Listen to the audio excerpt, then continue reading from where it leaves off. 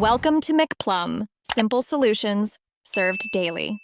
You start by confirming available space and making a simple backup. This prevents data loss while you clean. Open Settings, go to Storage, and note GB and %free, then immediately upload photos or move them to an SD card. Once done, inspect the biggest apps and cache data so you know where to target effort. Make sure to close power-hungry apps and pause sync during cleanup to avoid background writes. This speeds the process and reduces errors. You now perform the detailed execution.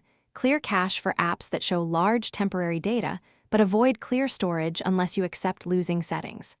Uninstall apps you no longer use, and for apps that support it, move their data to the SD card to free internal space. Open the Files or Similar File Manager, sort by size, and delete duplicate files and stale downloads. This recovers substantial gigabytes quickly. Once done, reboot to let system, reclaim storage, and reindex media. You finish by enabling storage saver features or adoptable storage when supported to prevent future bloat. Then review system storage.